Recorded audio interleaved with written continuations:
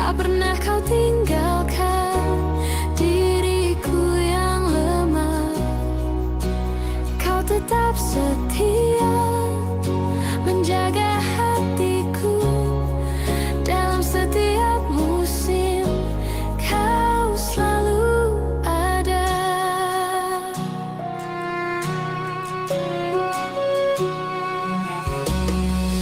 Di saat ku hampir jatuh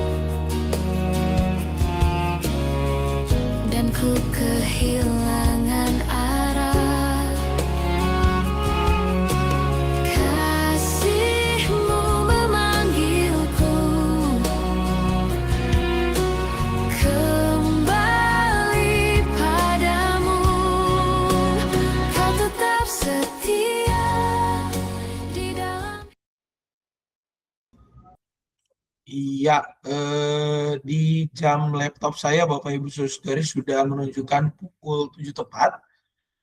Itu artinya, mudah-mudahan jamnya sama yang pertama. Yang kedua, itu artinya kita akan mulai kegiatan bincang sersan kita.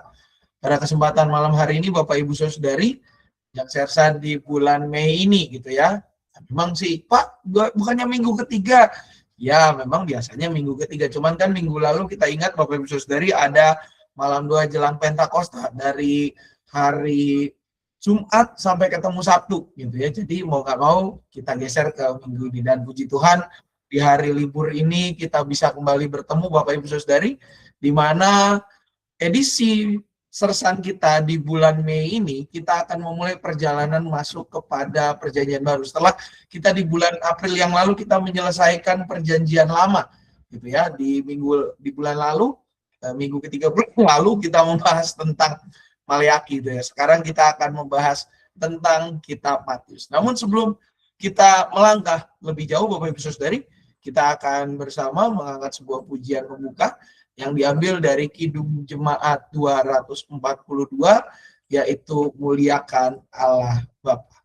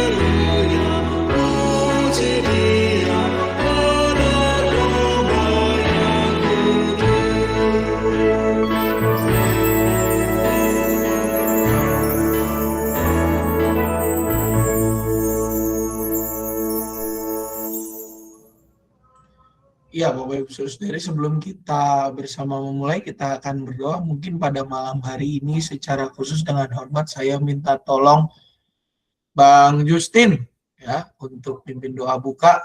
Bisa Bang Justin, boleh? Mic-nya dinyalakan. Baik Pak Sam. Silakan Pak Justin. Ya, selamat malam Bapak Ibu sekalian. Sebelum kita mulai bincang sersan malam ini, mari kita bersatu di dalam doa. Bapa yang Maha Kasih, terima kasih ya Tuhan atas penyertaan-Mu di malam hari ini. Engkau masih memberikan kesehatan kepada kami dan kami bisa bersuka cita bersama ya Bapa. Sebentar kami akan memulai bincang sersan malam ini ya Bapa. Engkau berkati Pendeta Samuel yang akan menyampaikan firman di malam hari ini. Kiranya firman itu bisa menjadi pedoman di dalam kehidupan kami hari lepas hari ya Bapa. Sertai pula teman-teman kami yang belum bisa bergabung di malam hari ini ya Bapa, dengan segala aktivitas mereka, Tuhan yang menyertai mereka dimanapun mereka berada. Doa ini kami naikkan hanya di dalam Putramu, Yesus Kristus Juru Selamat kami yang hidup. Kami berdoa dan berpengharapan. Amin. Amin. Terima kasih, Bang Justin. Baik, Bapak Ibu Saudari, kita masuk ya pada edisi sersan kita pada kesempatan bulan ini, Bapak Ibu Saudari, di mana kita akan memulai perjalanan kita membahas tentang kitab-kitab dalam Perjanjian Baru. Setelah bulan lalu kita mengakhiri kitab-kitab Perjanjian Lama yang berjumlah 30-an lebih itu, gitu ya. Bapak Ibu bisa cek tayangannya di YouTube GKI Cicurug, jangan lupa di-subscribe dan juga di-like tayangannya. Nah, hari ini kita akan memasuki mulai menjalani yang namanya pembahasan tentang kitab Perjanjian Baru ya. Dalam kita memulainya lewat Injil Matius. Nah, Bapak Ibu Saudari, kalau kita mendengar nama Matius, mungkin sebagian daripada kita sudah tidak asing. Ya.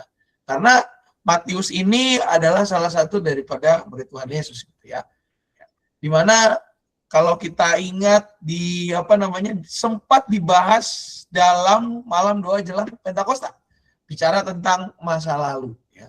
Nah, Bapak Ibu Saudari, Matius itu kalau kita bicara tentang identitasnya, maka dia adalah salah seorang dari 12 murid Yesus yang awalnya dia bekerja sebagai pemungut cukai. Nah, Bapak Ibu Saudari, ini menjadi pekerjaan yang menarik. Karena apa? Dalam periode itu, pemungut cukai itu dianggap berdosa, sebagai orang berdosa. Kenapa orang berdosa? Karena pemungut cukai itu dia sebenarnya bekerja buat pemerintah Romawi. Nah, Bapak Ibu, kalau kita bicara pemungut cukai, maka dia tidak hanya sekedar memungut cukai atau pajak, tapi pemungut cukai itu adalah sebuah term general yang mana maksudnya adalah kontraktor pekerjaan-pekerjaan pemerintah. Ya.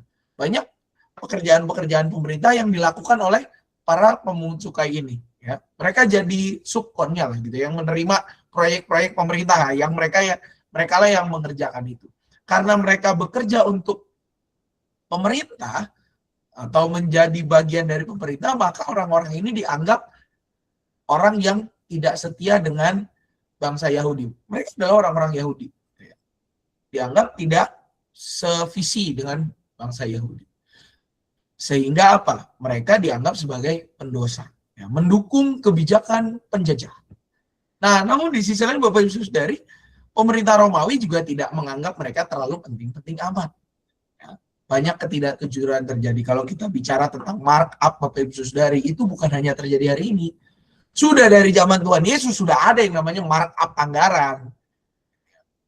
Dan yang paling dekat dengan markup anggaran yaitu adalah siapa? Para pemungut cukai ini.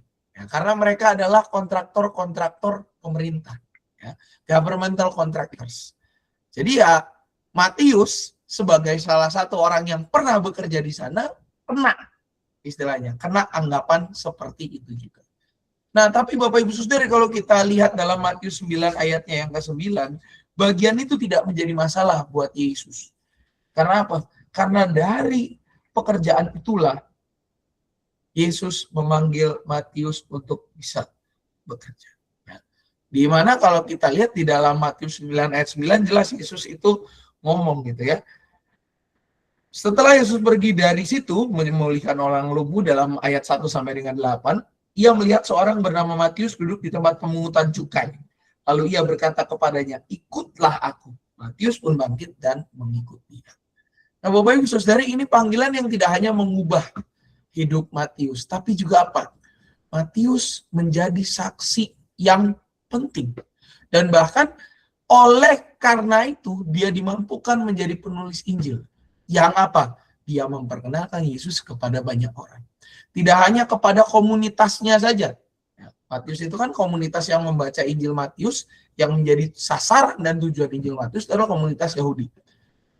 Nama Yesus tidak hanya diperkenalkan kepada komunitas Yahudi saja, tapi juga kepada siapa? Kepada semua orang, termasuk kita yang membaca Injil Matius ini. Dan Bapak Ibu Saudari, Kalau kita bicara apa sih arti nama Matius? Matius itu berasal dari kata Matiyahu, ya. Artinya apa? God's gift, ya, pemberian Allah. Makanya tadi judulnya kan pemberian Allah. Dan ini menjadi menarik Bapak Ibu Saudari, karena apa? Karena lewat Injil Matius kita bisa melihat bagaimana Matius menunjukkan bahwa Yesus adalah pemberian terbesar dari Allah kepada dunia. Injil Matius mempunyai pesan yang konsisten disuarakan, yaitu apa? Mesias yang datang membawa keselamatan dan menghadirkan kerajaan surga. Nah, mungkin tadi orang Bapak Ibu bertanya-tanya, Pak Pendeta, bagaimana Bapak Pendeta bisa tahu bahwa Matius itu tujuannya kepada orang-orang Yahudi? Secara spesifik orang Yahudi. Simple Bapak Ibu Saudari. Kalau kita membuka Injil Matius, Matius 1 ayat 1 sampai dengan ayat 17, itu berbicara tentang satu hal yang paling dicari oleh orang-orang Yahudi. Ya, apa itu? Genealogi, silsilah. Sebagaimana orang Asia pada umumnya, Bapak Ibu Saudari, yang namanya keluarga, yang namanya bibit bebet bobot itu diukur dari siapa keluarganya. Makanya Matius 1, karena dia tahu tujuan Injil ini yang membaca pada saat itu adalah orang-orang, mayoritas orang-orang Yahudi, maka Matius menggunakan bahasa itu untuk menjelaskan Yesus. Siapa sih Yesus itu dijelaskan daripada silsilahnya dulu. Ya. Dari mana keturunannya? Mulai dari Abraham, terus menerus sampai dengan Yakub mempunyai anak Yusuf, suami Maria, dan dari Maria lahir Yesus yang disebut Kristus. Jadi seluruhnya ada 14 keturunan dari Abraham dan seterusnya. Ya. Itu menunjukkan bahwa tujuan daripada Injil Matius ini spesifik pada orang Yahudi. Ya. Mewartakan kabar sukacita kepada orang-orang Yahudi. Nah, kita sekarang masuk konteks pada kitabnya, ya. Jelas tadi saya sudah spill sedikit bahwa kitab ini ditulis untuk pembaca Yahudi yang mengenal perjanjian lama dan apa? In waiting. Ya. Saya pernah baca atau mendengar istilah yang namanya lady in waiting. Ya, proses di mana seorang perempuan sedang menunggu kelahiran atau menunggu persalinan. Gitu ya. Nah, ini juga konteks kitab Matius kurang lebih sama, tapi bukan lady in waiting. A nation in waiting, ya, dalam periode menunggu. Menunggu apa? Menantikan kehadiran Mesias yang dijanjikan Allah. Ya. Bangsa Yahudi, Bapak Ibu Saudari, sebagai pembaca kitab Perjanjian Lama, mereka tahu bahwa Tuhan menjanjikan Mesias yang akan membebaskan. Nah, di dalam bagian ini, Matius menyampaikan bahwa Mesias itu adalah Yesus Kristus yang dijanjikan oleh Allah, di mana banyak nubuat tergenapi di dalamnya. Makanya kalau kita lihat satu pattern yang jelas dalam kitab Matius ini apa? Jelas, hal itu terjadi supaya genaplah firman Tuhan. Semuanya tuh ada belakangnya di bawah, dan nanti referensinya kemana? Kitab Nabi-Nabi, lalu Mazmur, dan kitab-kitab Perjanjian Lama lainnya, ya. Banyak sekali ungkapan ini muncul. Hal itu terjadi supaya genaplah firman Tuhan. Ketika Yesus mau disalib juga gitu. Ketika Yesus lahir begitu juga. Ketika Yesus dalam pelayanannya begitu juga. Termasuk ketika Palmarum. Hal itu terjadi supaya genaplah firman Tuhan. Sebuah ungkapan yang menarik di mana Matius memperkenalkan Yesus sebagai Mesias yang menjadi penggenapan nubuat-nubuat Allah. Dan kalau kita bicara pengelompokan Injil, Bapak Ibu Saudari, ada di dalam pembahasan bincang sersan mungkin 2 tahun yang lalu, di mana secara khusus pembahasannya itu tentang kanonisasi, gitu ya, penggolongan kitab-kitab. Nah, di dalam Perjanjian Baru, Bapak Ibu Saudari, penggolongan kitab salah satunya adalah kitab Injil. Nah, spesifik untuk Matius itu masuk kepada Injil sinoptik bersama Markus dan Lukas. Apa itu sinoptik? Sinoptik itu berasal dari 2 kata, sun dan optik. Sun, shin, synchronize, artinya sederak, searah. Optical, berarti arah atau penglihatan. Ya. Sinoptik berarti melihat secara bersama. Nah, Bapak Ibu Saudari, ini menjadi menarik. Kalau kita lihat Matius, Markus, dan Lukas disebut sinoptik. Karena apa? Banyak kesamaan dalam susunan cerita, isi, cara memandang pelayanan Yesus. Mereka punya optical yang di-share. Optical yang apa boleh dibilang cara pandang atau sudut pandang yang kurang lebih 11-12. Nah, terus kalau Yohanes gimana, Pak? Nah, Yohanes itu punya sudut pandang yang unik. Ya. Satu-satunya Injil yang menuliskan maksud Injil ini dibuat, itu adalah Yohanes secara spesifik. Lah, Lukas bukannya nulis, Pak. Lukas juga nulis, tapi tujuannya kepada siapa? Kepada Onesimus. Theophilus, bukan Onesimus. Theophilus, baik Lukas maupun Kisah Para Rasul. Karena penulisnya sama. Tapi kalau Yohanes, itu jelas maksudnya Injil ini dibuat supaya setiap yang membaca itu percaya. Yohanes itu termasuk ke dalam yang namanya Injil komplementari. Ya.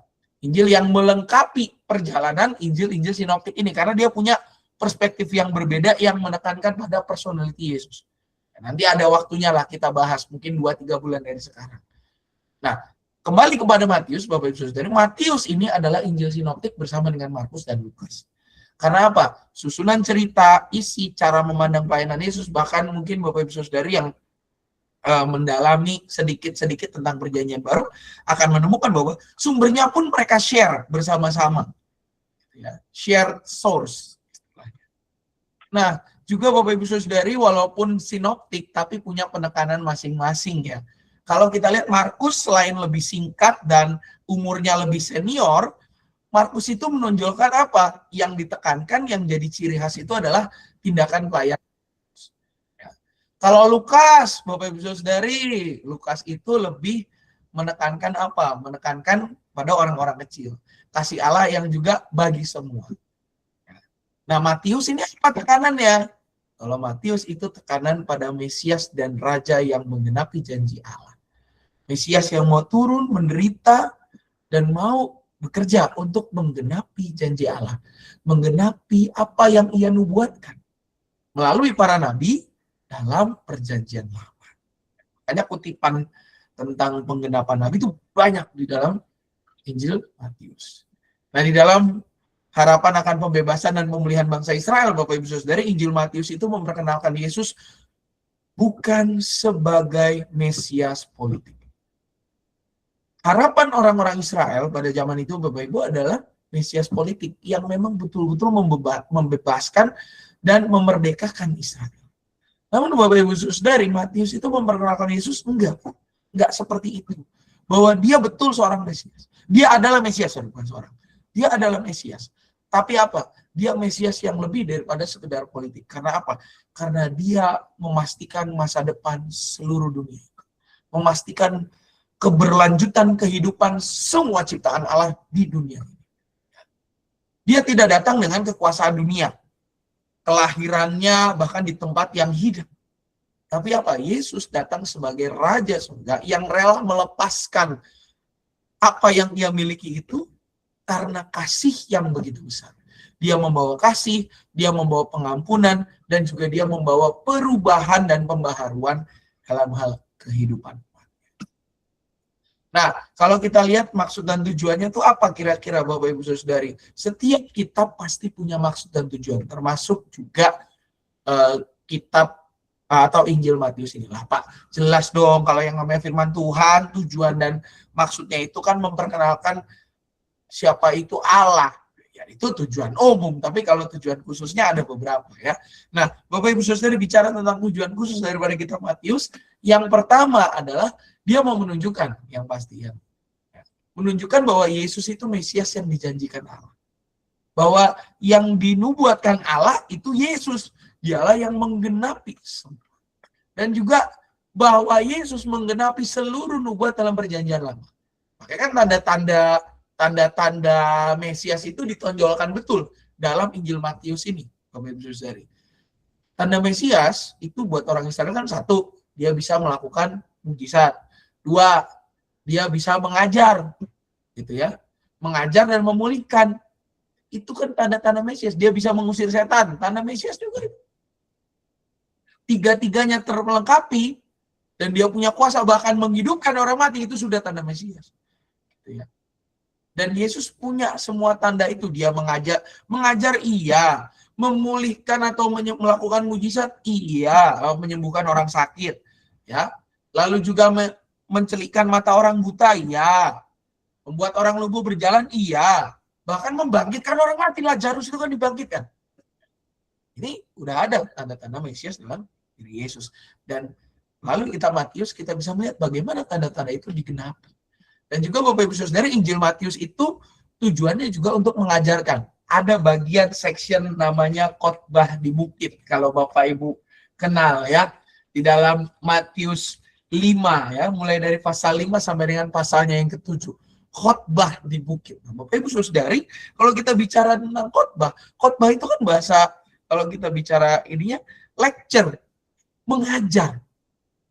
Khotbah itu adalah bentuk pengajaran. Makanya kalau nggak pakai jas, pakai toga orang itu yang berkhotbah di depan, kan? Karena apa? Itu adalah sebuah pengajaran. Nah, di dalam kitab Matius, khotbah di bukit itu juga menjadi center. Karena apa? Karena disitulah pengajaran tentang pola hidup sorgawi. Ya. Sebagai orang-orang yang merupakan bagian daripada kerajaan Allah, kamu itu harus hidup seperti apa? Diawali dengan ucapan bahagia, kan? Berbahagialah mereka yang miskin di hadapan Allah, orang yang berduka cita, sebuah kontrari, sebuah sesuatu yang bertolak belakang dengan dunia ini. Nah, di situ poin ataupun maksud dan tujuan kitab Matius itu terlihat bahwa tujuannya ini mau mengajar bagaimana para murid, para umat Tuhan itu hidup sebagai murid-muridnya, sebagai warga kerajaan surga. Dan juga yang pasti Bapak Ibu Saudari, maksud dan tujuan Injil Tuhan Yesus Kristus itu yang ditulis oleh Matius untuk mengajak orang percaya mengikuti Yesus dengan sungguh-sungguh. Ada pasal tentang bagaimana mengikuti Yesus. Menyangkal diri, memikul salib, dan mengikut aku. Ya. 3 poin ini parah banget. Dan ini menjadi tekanan yang mengajak umat untuk apa? Untuk berani menanggalkan diri. Bagaimana kita meninggalkan identitas lama kita setelah kita mengaku percaya dan juga yakin serta mengimani dan mengamini bahwa Yesus Kristus adalah juru selamat dunia yang menyelamatkan kita. Yang kedua kan juga menyangkal diri, memikul salib, bahwa tidak mudah menjadi pengikut Kristus itu. Yang harus kita lawan itu siapa? Paling pertama ya diri kita sendiri dulu. Conquering yourself. Pesannya kan. Dan juga apa? Mengikut Yesus. 2 langkah tadi tidak bermuara pada langkah yang dimana kita menjadi Tuhan, tidak. Muaranya apa? Mengikut Yesus. Bahwa kita akan mengikut Dia. Menjadi rekan seperjalanannya. Sepanjang hidup kita. Bukan kehendakku yang jadi, melainkan kehendak. Nah, kita masuk kepada struktur kitabnya, Bapak Ibu serta saudara-saudari sekalian. Kalau kita lihat dari 28 pasal kitab Matius ini, kita bisa membagi kitab Matius ke dalam struktur yang ada berikut ini. Yang pertama dari pasal 1 sampai dengan pasal 4. Ini mengisahkan tentang awal pelayanan Yesus, yaitu Sang Raja, Sang Mesias yang turun ke dunia. Ya. Kalau kita lihat, Matius itu membuka Injil dengan silsilah, menegaskan bahwa Yesus Kristus itu Mesias yang dijanjikan Allah, keturunan Daud, bahkan keturunan Abraham. Ia bahwa Yesus berasal dari keturunan Daud dan Abraham, walaupun dia lain nih ceritanya, gitu ya, bukan manusia biasa, simpelnya begitu. Dia adalah Allah yang menjadi manusia. Nah, di dalam pasal-pasal ini Bapak Ibu Saudari, kita bisa lihat ya di pasal 1 sampai dengan pasal 4. Start pelayanan Yesus dari mana? Ya. Pelayanan Yesus itu mulai terlihat nyata pasca dia itu dibaptis. Ya. Setelah dia dibaptis, Bapak Ibu Saudari, yang terjadi adalah Yesus itu dicobai di padang gurun. Ya. Kalau kita lihat dari pasal 1 kan bicara tentang daftar nenek moyang Yesus Kristus, kelahiran, pasal 2 bicara tentang orang-orang Majus, lalu penyingkiran ke Mesir, pembunuhan anak-anak di Bethlehem, kembali dari Mesir, lalu di pasal 3 bicara tentang Yohanes Pembaptis. Nah, di pasal 3 ayat 13 di sana bicara tentang pembaptisan Yesus, lalu di pasal 4 bicara tentang bagaimana Yesus dicobai di padang gurun. Setelah dicobai di padang gurun, baru dia tampil di Galilea dan memanggil murid-murid yang pertama. Ya. Kenapa pencobaan dulu? Supaya dites. Itu menjadi sebuah momen di mana Yesus benar-benar dites. Karena pengetesan itu benar-benar 3 prinsip yang nanti Yesus ajarkan. Menyangkal diri, memikul salib, mengikut Tuhan secara penuh. Mengikut Kristus. Nah, kalau kita lihat isinya dari 4 pasal ini ya pasti silsilah, penggenapan nubuat, baptisan dan pencobaan, lalu juga pasti tentang pemberitaan kerajaan sorga. Ketika Yesus memanggil murid-murid yang pertama. Kalau kita hitung, Bapak Ibu, murid Tuhan Yesus itu kan 12 ya yang intinya. Kenapa 12 sih? Nah, ini yang menarik Bapak Ibu. Kenapa 12? Menggambarkan 12 suku Israel, anak-anak Yakub. Ya. Walaupun anak Yakub pada 13 Bapak Ibu, tapi kan 1 perempuan gitu ya. Nah, 12 ini dipakai sebagai jumlah penggambaran terhadap itu. Ya. Dan di dalam 4 pasal ini Bapak Ibu Saudari, jelas tekanan utamanya adalah apa? Yesus adalah Mesias yang dijanjikan dan dipersiapkan Allah sejak semula. Semulanya itu kapan? Sebelum dunia dijadikan. Allah sudah mengatur begitu. Nah Bapak Ibu, kalau kita lanjut, lalu selanjutnya adalah tentang kerajaan sorga. Ini yang cukup panjang, 5-13 ya. Termasuk khotbah di bukit. Ya. Bagian ini Bapak Ibu isinya apa? Pengajaran Yesus semua. Ya, khotbah di bukit. Itu yang paling terkenal lah. Ya, the masterpiece-nya itulah gitu ya. Khotbah di bukit, bagaimana Yesus memaparkan cara hidup sorgawi yang dikehendaki oleh Allah untuk kita lakukan. Ya. Menggambarkan nilai-nilai hidup dalam kerajaan Allah. Dan kalau kita perhatikan Bapak Ibu Saudara dalam pasal-pasal ini, Yesus tuh nggak ngomong soal aturan aja. Tapi apa? Yesus bicara lebih dalam daripada sekedar aturan. Hati dan kehidupan yang diubahkan. Bicara tentang prinsip. Kenapa sih, ya kalau pakai bahasa gampangnya nih ya Bapak Ibu Saudari, kenapa sih kita itu jangan dikatakan di ayat 19, Yesus mengatakan Matius 6 ayat 19, janganlah mengumpulkan harta bagi dirimu di bumi, di mana ngengat dan karat merusak, dan pencuri membongkar serta mencurinya. Ayat 20, namun kumpulkanlah bagimu harta di sorga, yang tidak dirusak oleh ngengat dan karat, dan pencuri tidak membongkar serta mencurinya. Kenapa sih Tuhan Yesus ngomong gitu? Simple, ya 21. Sebab di mana hartamu berada, di situ juga hatimu berada. Bapak Ibu Saudara, ini bukan cuma aturan. Ya. Tapi apa?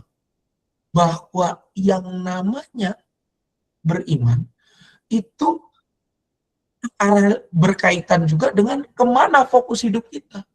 Fokus hidup kita kepada dunia, atau sebenarnya kita benar-benar menjadi warga kerajaan Allah. Dan Yesus mengingatkan, kita ini kan warga kerajaan Allah. Berarti fokusnya apa? Semua yang ada pada kita harus kita gunakan untuk kemuliaan nama Tuhan. Di mana hartamu berada, di situ juga hatimu berada. Kalau harta kita terarah pada diri kita untuk keuntungan diri kita sendiri, ya hati kita juga di sana. Tapi kalau hati kita terarah kepada Tuhan, ya kita akan mempercayakan semua hidup kita untuk kemuliaan nama Tuhan. Nah, isi utamanya Bapak Ibu yang pasti khotbah di bukit. Ada doa Bapa kami ya.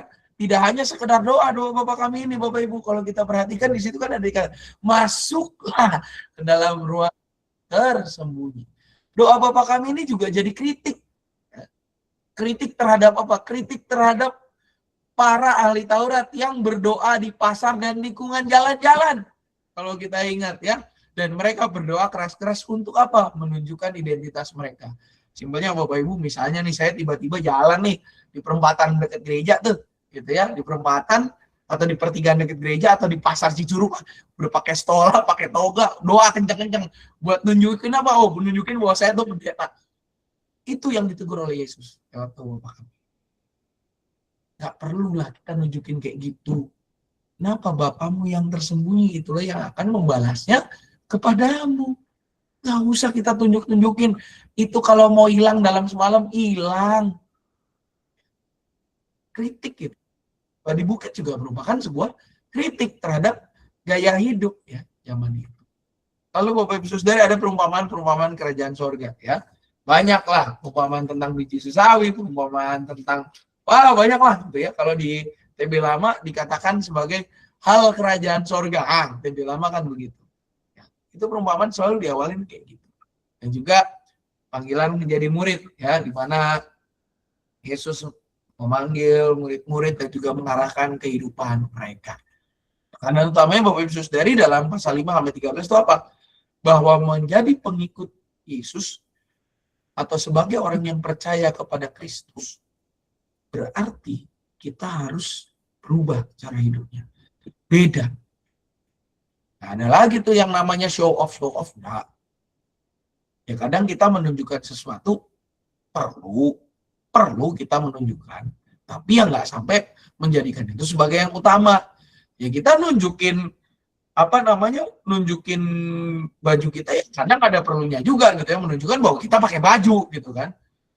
Tapi apakah itu yang utama? Enggak. Nunjukin punya uang ya kadang kita butuh juga nunjukin punya uang ya, kalau enggak gimana kita mau bayar? Kalau kita misalnya kita pergi ke sebuah toko yang cash only, belum bisa QRIS gitu ya. Mau nggak mau kita tunjukin duit kita dong, supaya apa sih penjualnya bisa menentukan ini butuh kembalian atau tidak. Ya, kalau QRIS mah jelas gitu ya, tinggal kita nge-scan. Perlu memang menunjukkan, tapi apakah itu yang utama? Enggak. Kita enggak mesti menjadikan itu yang utama. Karena apa? Menjadi pengikut Kristus berarti kita harus berani menyangkal diri, memikul salib, dan menjadi pengikut Kristus yang sejati. Ituulunya. Berani hidup dengan cara yang berbeda dari dunia. Dimana kalau dunia itu selalu mencari panggung, kita berupaya bahkan bukan menunjukkan diri, tapi kita menunjukkan siapa Tuhan kita. Lewat kata-kata dan karya dan perbuatan yang mendekatkan orang pada Tuhan, itu yang harus kita lakukan. Karena apa? Sebagai pengikut Kristus, cara hidup kita sudah harus berbeda dari dunia ini. Lagunya aja mengatakan dia harus makin bertambah, ku harus makin berkurang. Bukan kebalik, ku harus makin bertambah, dia harus makin berkurang. Itu yang salah. Nah, lalu selanjutnya Bapak Ibu Saudari mulai dari pasal 14 sampai 28 bagian terakhir ini adalah jalan menuju salib dan kebangkitan. Narasi tentang sengsara Yesus, lalu juga bagaimana kebangkitannya dan bagaimana pengutusan kepada para murid. Nah, di dalam bagian ini Bapak Ibu Saudara, Matius itu menunjukkan perjalanan menuju Yerusalem. Di mana dia mengalami penolakan, dia mengalami penderitaan, dia mengalami semua hal yang kita rasakan. Karena Yesus 100% manusia dan 100% Allah. Hanya dia yang bisa begitu. Kita nggak bisa. Kita cuma untuk 50-50. Matius menunjukkan bahwa Yesus merasakan penderitaan manusia. Dia adalah Allah yang rela menderita, bahkan mau merasakan penderitaan umat yang harusnya dia nggak usah rasakan. Dia adalah raja yang datang membawa damai, bukan membawa perang. Makanya kita lihat di pasal-pasal ini narasinya soal apa? Penderitaan, kematian, kebangkitan, dan juga apa? Pengutusannya. Pengutusan para muridnya. Lebih tepatnya gitu ya, Bapak Ibu. Dan yang paling terkenal dari bagian ini adalah yang namanya The Great Commandment. Matius 28 ayat 16 sampai dengan 20. Nah, pergilah, jadikanlah semua bangsa muridku, baptislah mereka dalam nama Bapa, Anak, dan Roh Kudus, dan ajarlah mereka melakukan semua yang kuperintahkan kepadamu. Ketahuilah bahwa aku menyertai engkau senantiasa sampai kepada akhir zaman. Adanya di sini. Yang kita kenal sebagai The Great Commandment. Walaupun demikian, kadang kita mikir, apa Great Commandment-nya? Apa yang mesti kita ajarkan? Yang kita ajarkan yaitu soal kasihilah sesamamu manusia seperti dirimu sendiri. Kasihilah Tuhan Allahmu dengan segenap hati, jiwa, dan juga akal budi. Itu yang harus kita ajarkan. Nah, kalau kita lihat isi utamanya apa aja. Ada mujizat dan pelayanan, penolakan daripada Sanhedrin alias mahkamah agama, ya, dan juga penyalipan, dan juga kebangkitannya, lalu juga pengutusan. Ya, amanat agung ini Bapak Ibu serta saudara-saudara sekalian tidak hanya sekedar mengutus tapi juga apa memperlengkapi, menguatkan. Karena apa?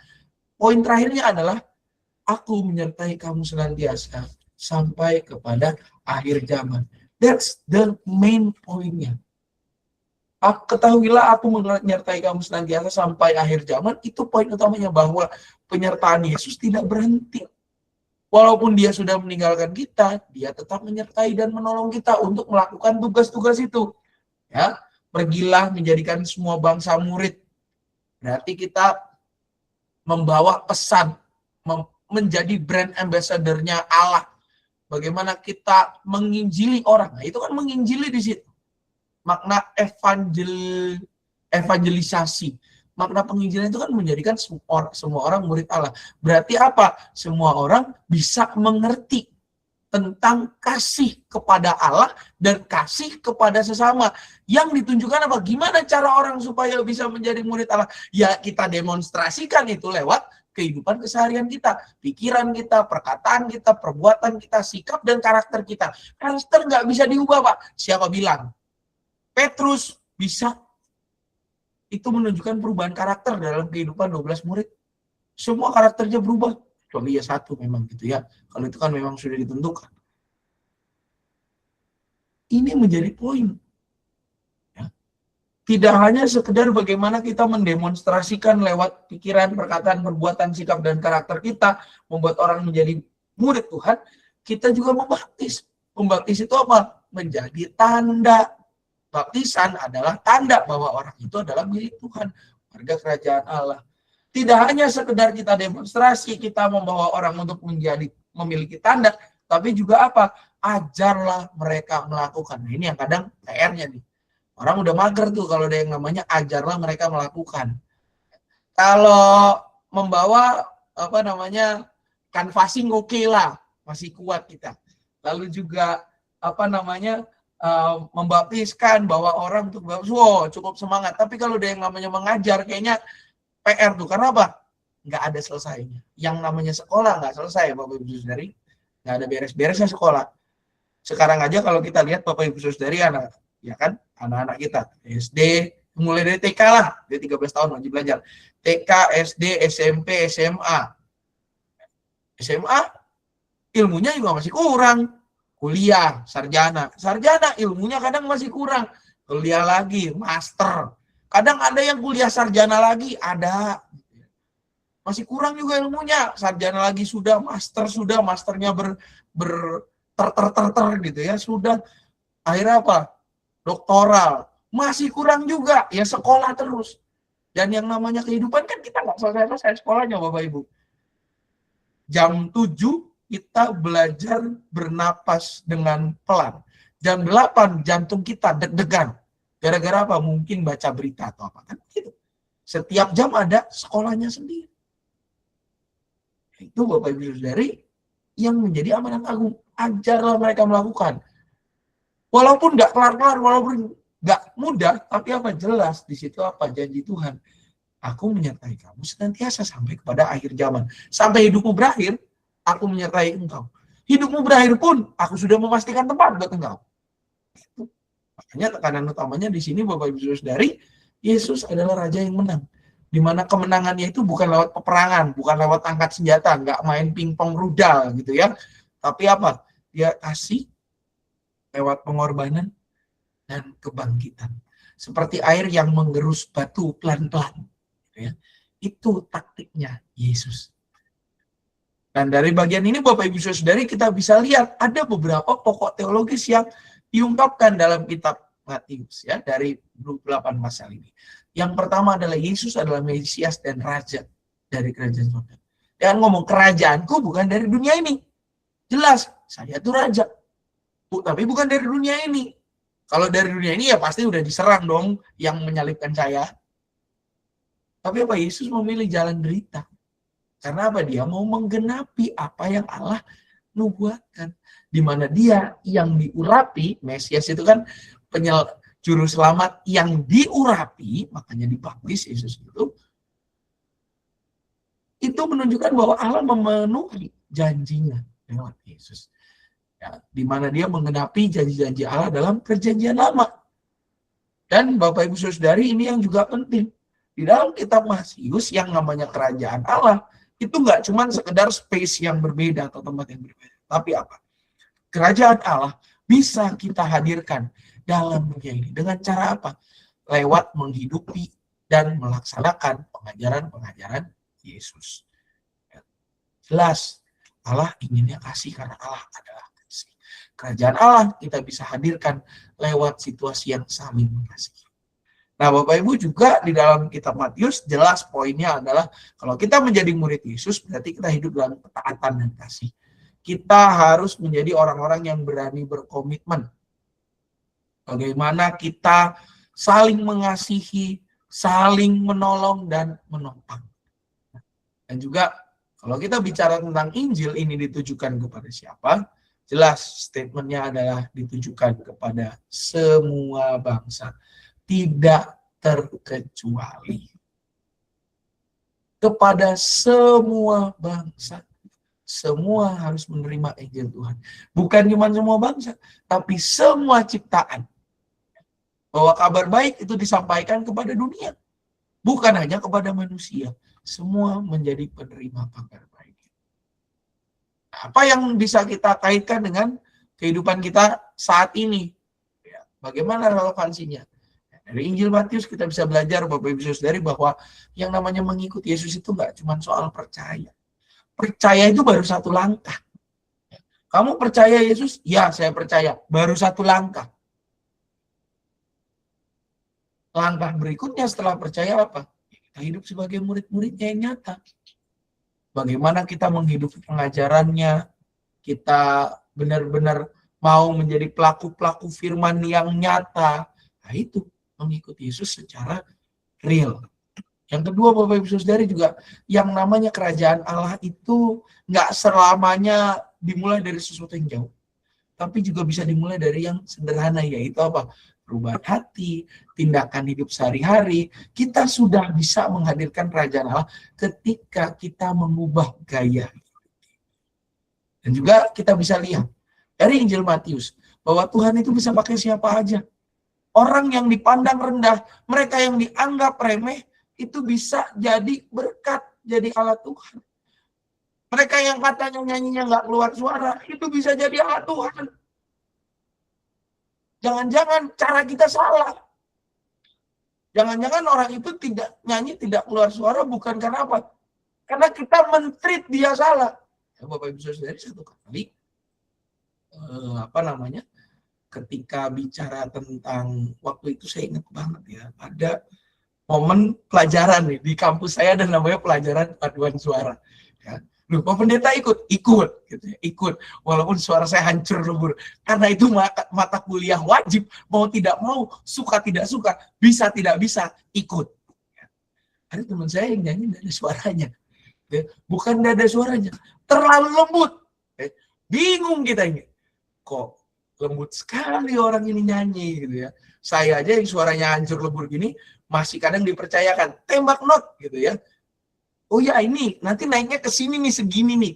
Gitu ya. Teman-teman saya masih ngikutin saya. Setelah itu saya akan mengurangi volume dan membiarkan rekan-rekan saya yang suaranya jauh lebih indah untuk menutupi gitu ya.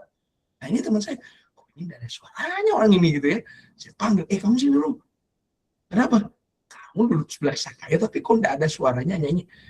Ternyata masalahnya satu. Dia bilang, saya nggak bisa baca not. Haleluya. Kenapa kamu nggak ngomong dari kemarin? Kita ajarin. Ternyata treatment kita salah. Selama ini yang terjadi apa? Ditunjuk-tunjukin. Nyanyi kamu, begini-begini. Suara keluar, gitu ya. Ternyata dia nggak bisa baca not. Kita nggak ada yang nyadar. Teman kita ini nggak bisa baca not. Mulai saat itu kami mengajarkan dia not. Dan begitu nyanyi, bagus suaranya. Ya, saya bilang, suara kamu lebih bagus daripada saya. Saya sudah di samping kamu untuk membantu kamu nembak not saja. Setelah itu kamu tutupin saya. Sudah. Nah, Injil Matius juga mengatakan sama. Orang yang dipandang rendah Matius itu. Pemungut cukai. Dianggap, sorry itu saya nih Bapak Ibu. Waste of a society. Bahasa Inggrisnya ya. Tapi apa? Tuhan bisa pakai orang yang kayak gitu untuk jadi alatnya. Kenapa? Tuhan tidak pernah memandang rendah siapapun. Semua orang sama dan setara di hadapan Tuhan. Nggak ada yang lebih tinggi, nggak ada yang lebih rendah. Nggak ada yang lebih jago, nggak ada yang lebih payah. Semua sama. Karena apa? Tuhan punya maksud buat kita. Dan juga Bapak Ibu, melalui Injil Matius kita bisa lihat bagaimana kesetiaan kepada Yesus itu menuntut keberanian dan pengorbanan. Para murid mengalami yang namanya dusta mahkamah agama. Kena hoak mereka. Mereka dicap sebagai pencuri mayat Yesus. Tapi apa?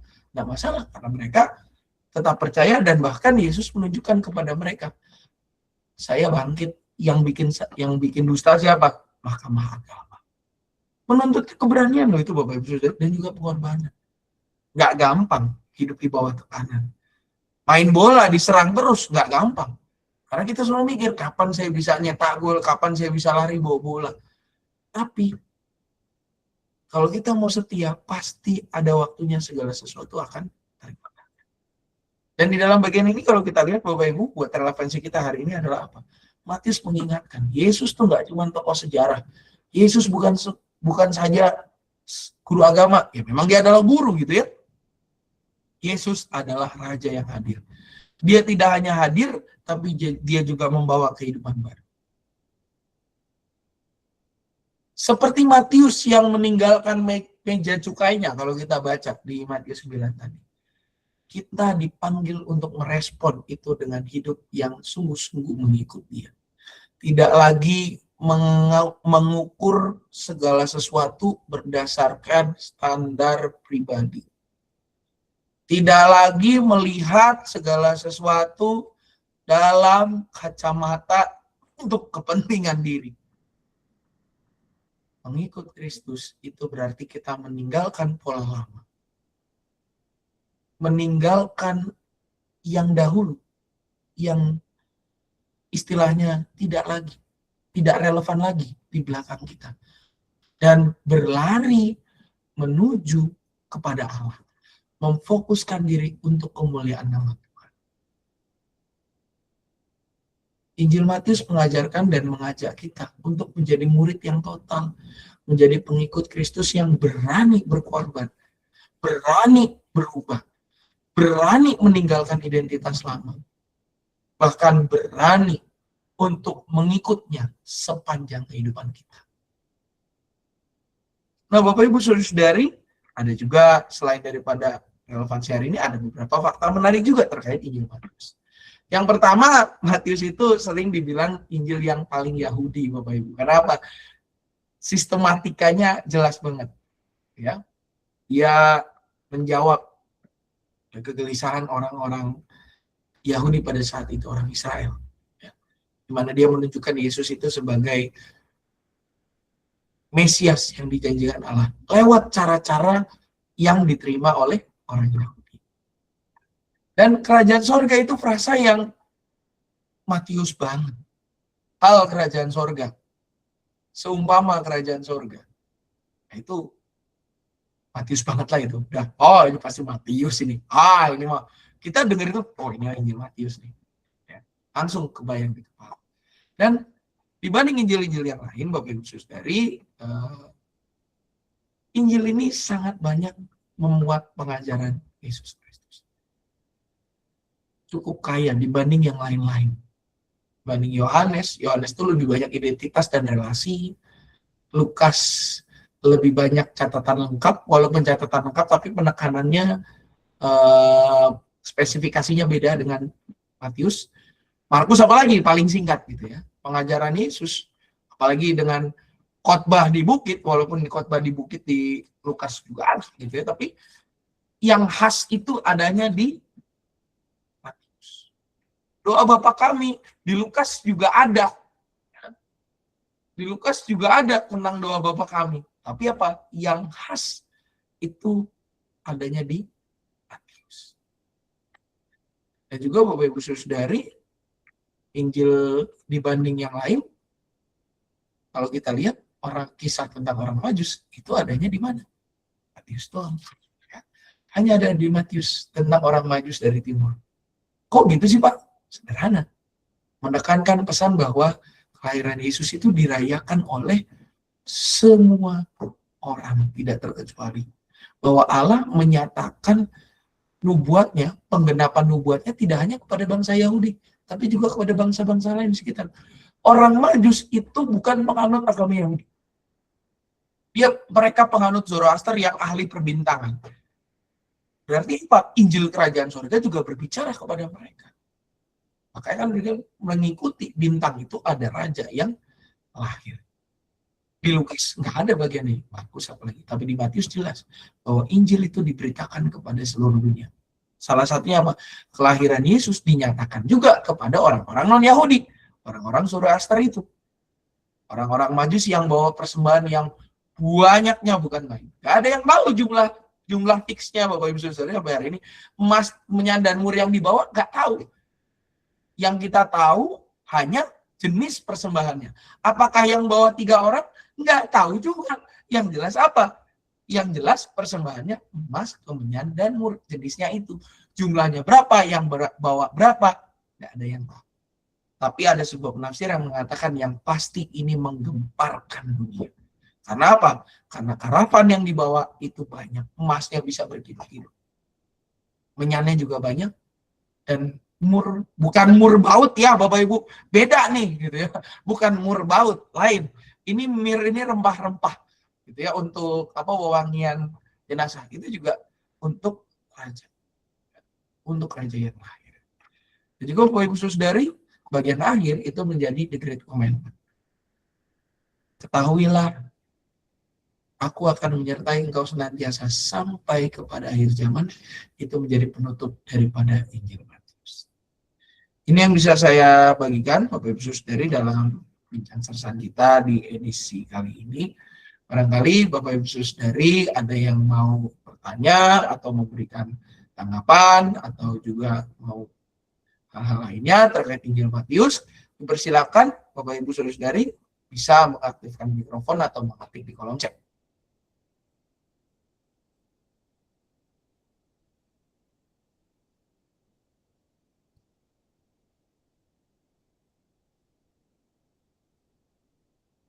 Baik, kalau tidak ada, biarlah kiranya apa yang kita pelajari bersama malam hari ini menjadi berkat bagi kita semua dan semakin meningkatkan kecintaan kita dan semangat kita untuk mau membaca serta merenungkan firman Tuhan. Tidak hanya sekedar membaca, tapi juga mengetahui, memahami, bahkan mau terus mendialogkan dalam kehidupan iman keseharian kita. Baik Bapak Ibu Saudari, kita masuk kepada doa syafaat. Ini ada beberapa yang tercantum dalam warta jemaat kita, Bapak Ibu Saudari. Barangkali apakah ada Bapak Ibu Saudari yang mau memberikan tambahan terhadap pokok-pokok doa kita? Jika ada yang mau memberikan tambahan, persilakan untuk mengaktifkan mikrofon dan juga atau bisa menulis di kolom chatnya. Silakan Bapak Ibu. Ibadah gabungan Cici Suci Penginjil Pak Sam besok.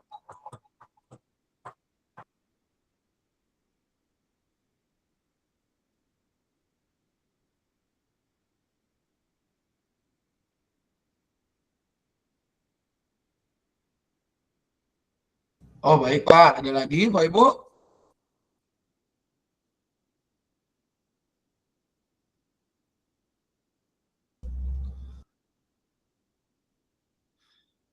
Oke, kalau nggak ada lagi tambahan, mari kita bersatu hati di dalam doa. Satu lagi Pak, Oh ya Pak. Ini ya. Anak-anak mulai SBAT besok. Oh ya, ujian ya. Oke, siap. Ya, oke Pak. Terima kasih. Baik Bapak Ibu Saudari, mari kita bersatu hati dalam doa. Kami bersyukur ya Tuhan pada malam hari ini Engkau boleh mengarahkan kami untuk memahami Injil Matius ya Tuhan. Biarlah apa yang kami baca, apa yang kami bahas dan kami renungkan pada saat ini benar-benar menjadi sebuah hal yang menuntun kami untuk semakin mendekatkan diri kepadamu saja ya Tuhan. Kiranya Engkau yang memampukan kami untuk boleh menjadi pelaku-pelaku firman-Mu yang nyata, dan tetap percaya akan penyertaan-Mu yang senantiasa melingkupi kehidupan kami. Kami pada saat ini juga ya Tuhan, berdoa bersehati untuk bangsa dan negara kami.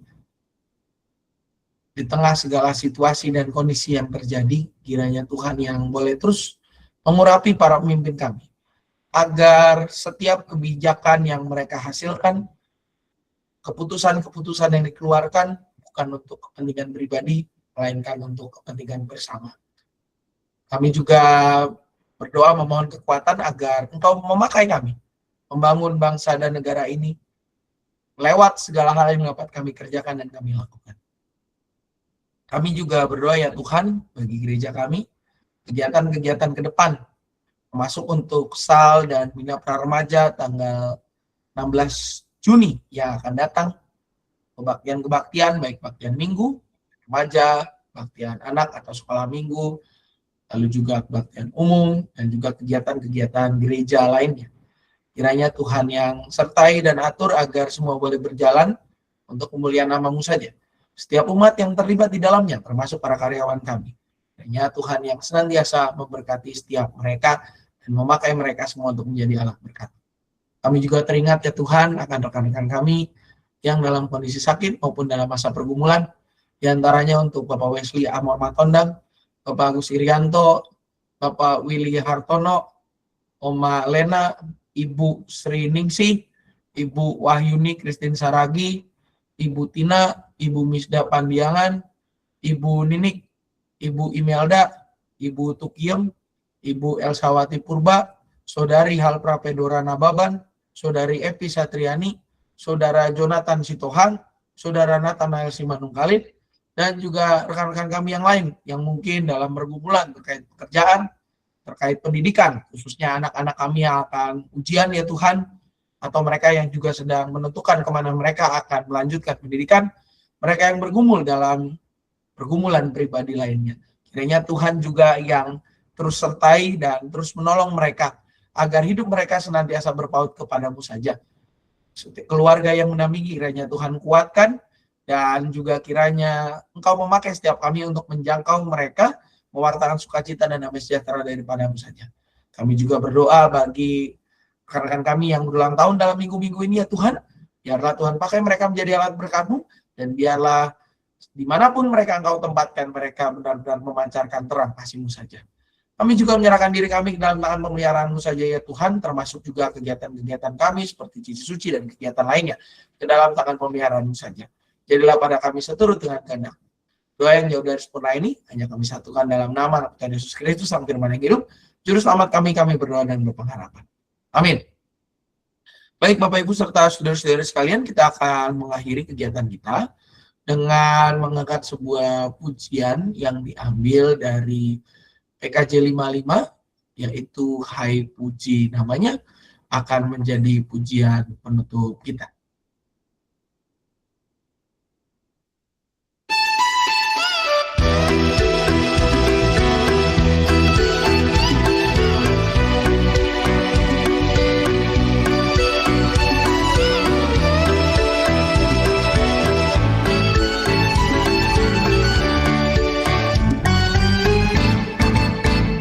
Puji namanya terang cahaya, dan puji namanya hai cakrawala, hai puji namanya semesta alam, mari semuanya menyembah Tuhan. Haleluya, pujilah Tuhan terhenti, haleluya, karena kasih-Nya tak terbit. Pujilah Tuhan terhenti, haleluya, karena kasih-Nya tak terbit.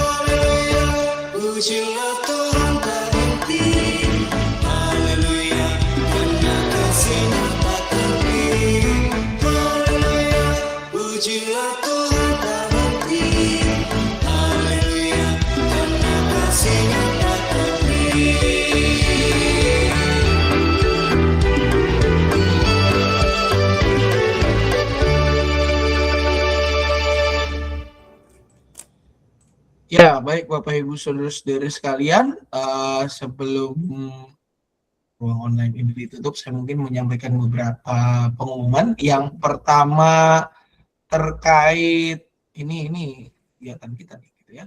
Terkait SAL, ya, kegiatan komisi anak. SAL dan juga Bina Pra Remaja, Bapak Ibu Saudari, jangan lupa tanggal 16 Juni itu ada SAL, ya, dan ada biaya kontribusinya kurang lebih 50.000 per orang. Dan itu untuk anak-anak kelas Yeskiel, Musa, dan juga Immanuel. Lokasi di sini, di gereja, gitu ya Bapak Ibu Saudari. Dan jangan lupa untuk mendaftarkan dirinya ke masing-masing guru kelasnya, baik guru kelas Yeskiel, Musa, dan juga Immanuel. Karena pendaftaran akan kita tutup tanggal 31 Mei ini, alias hari Minggu. Tempat terbatas, Bapak Ibu Saudari, daftarkan anak-anaknya, ingatkan tetangga-tetangganya yang atau teman-temannya yang di kelas-kelas itu, karena tema kita akan bicara tentang be wise, ya. Be wise itu artinya jadilah bijak, ya. Dimana untuk SAL nanti penekanannya adalah bijak dalam menggunakan gadget dan juga bijak dalam bijak menggunakan gadget dan juga di dalam habit kehidupan, ya. Habit itu berarti kelakuan, gitu ya Bapak Ibu Saudara. Dan untuk yang untuk yang pra remaja, kita fokusnya selain kepada be wise dalam hal gadget, tapi juga kepada bagaimana mereka berelasi dengan sesama, ya. Pokoknya habit relasi itu jadi tekanan kita. Ini sangat menarik Bapak Ibu Saudari. Kita juga akan melibatkan orang-orang yang expertnya dari luar, gitu ya Bapak Ibu, untuk kegiatan SAL dan Bina Pra Remaja ini. Jangan lupa daftarkan kepada kelas pada wali kelas masing-masing, baik kelas Yeskiel, Musa, dan juga Immanuel. Lalu yang kedua juga untuk rekan-rekan yang bina penerimaan remaja pra remaja ke remaja, jangan lupa ini dengan semua iurannya tolong dilunasi, gitu ya. Tanggal 31 juga. Kalau yang tadi pendaftaran ditutup tanggal 31, yang ini juga 31 Mei. Ya. Jangan lupa Bapak Ibu serta saudara-saudari, anak-anak juga jangan lupa dengan tanggal-tanggalnya. Ya. Lalu juga hari ini sensus seperti biasa Bapak Ibu saudari tiap hari Minggu, gitu ya. Ini mah persembahan syukur tahunan pada Pentakosta kemarin. Dan untuk informasi selanjutnya bisa Bapak Ibu lihat di warta jemaat kita, baik untuk ibadah syukur, pengajuan atestasi masuk dan keluar, daftar jemaat yang sedang berulang tahun, atau juga pokok-pokok doa, semua Bapak Ibu bisa akses di kita punya warta jemaat. Ya. Apakah ada pengumuman tambahan sebelum saya menutup sesi ini? Baik, terima kasih Pak Pendeta Samu. Silakan Pak. Tambahan sedikit Pak, mengingatkan aja bagi Bapak Ibu yang sudah terdaftar untuk ikut ambil bagian dalam ibadah gabungan Cici Suci Penginjil, besok ditunggu kehadirannya pada pukul 13, paling lambatnya 13.30 kita sudah berangkat dari parkiran. Itu yang pertama Pak. Yang kedua, untuk tanggal 3 Juni persekutuan rumah tangga atau persekutuan tengah minggu, kita ada persekutuan tengah minggu gabungan bersama Komisi Lansia yang bertempat di ruang RUT. Waktunya pukul 16.00. Itu aja Pak untuk pengumuman dari Komisi Dewasa. Terima kasih. Baik, terima kasih Pak David Sombotan. Baik Bapak Ibu Saudari, kalau sudah tidak ada lagi, terima kasih atas partisipasi Bapak Ibu semua. Jangan lupa hari Minggu kita kebaktian juga sudah normal, jam 7 dan jam 9. Cuman kemarin aja ke 9.30. Kita sudah normal 7 dan 9, 2 kali kebaktian. Dan juga jangan lupa Bapak Ibu Saudari untuk selalu mengecek media sosial GKI Curug dan juga WhatsApp grupnya supaya kita tidak ketinggalan dengan kegiatan-kegiatan gereja. Terima kasih atas partisipasi Bapak Ibu semua. Selamat malam, selamat melanjutkan aktivitas. Tuhan Yesus memberkati. Terima kasih. Selamat malam Pak Sam. Selamat malam Bapak Ibu semua. Tuhan Yesus memberkati. Terima kasih. Selamat malam Bapak Ibu. Terima kasih. Selamat